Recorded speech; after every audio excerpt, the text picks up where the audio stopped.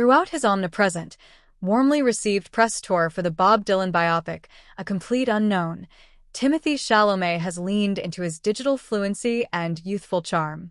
As the rare matinee idol under 30, Chalamet has the rare ability to riff with the likes of Theo Von or Brittany Browski, modern media moguls who command a large Gen Z audience via TikTok and YouTube, without seeming like a tryhard.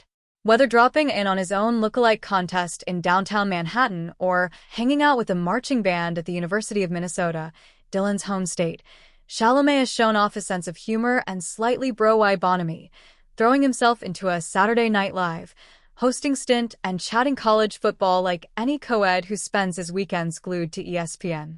This is a man so in tune with the zeitgeist he's dating Kylie Jenner, one of the only celebrities who's mastered the attention economy as well as he has. But in the final phase of his Oscar campaign, which will culminate in this Sunday's ceremony, Chalamet has gotten serious. In his own way, of course. When the actor told Anderson Cooper, "I'm going Daniel Day-Lewis" on his chosen roles in his 60 Minutes interview, Chalamet was expressing his intentions in the language of an Instagram meme.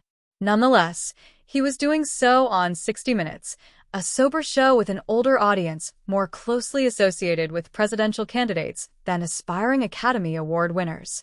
Having sold his movie, which has grossed over $100 million at the global box office, to teenage and 20-something fans who might know his work better than Dylan's, Chalamet has turned his focus to voters for whom earnestness might be more appreciated than playful amusement. The most direct form of this appeal arrived at Sunday night's Screen Actors Guild Awards, where Chalamet took home the prize for a lead performance by a male actor in a leading role.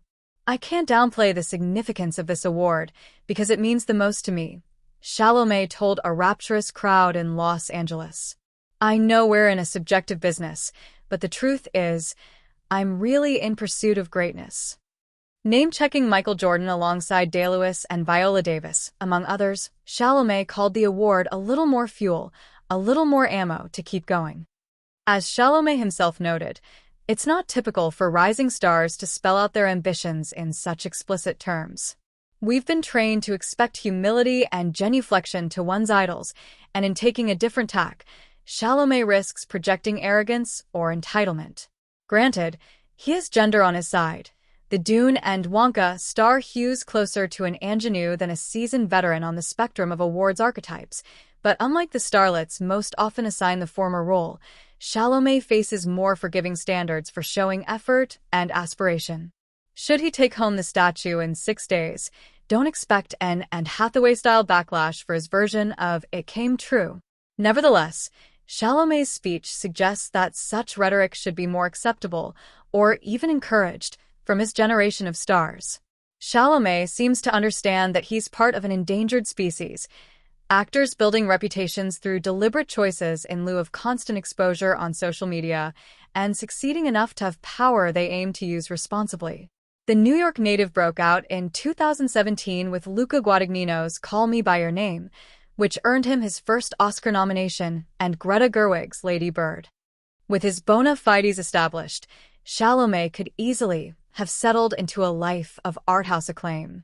Instead, he's opted to walk a tightrope, pursuing blockbuster IP a la Dune and Wonka, but a very specific kind.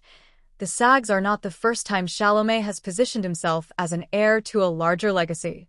In 2021, he appeared in Adam McKay's ensemble satire, Don't Look Up, alongside Leonardo DiCaprio, who passed on an indelible bit of wisdom: no hard drugs and no superhero movies.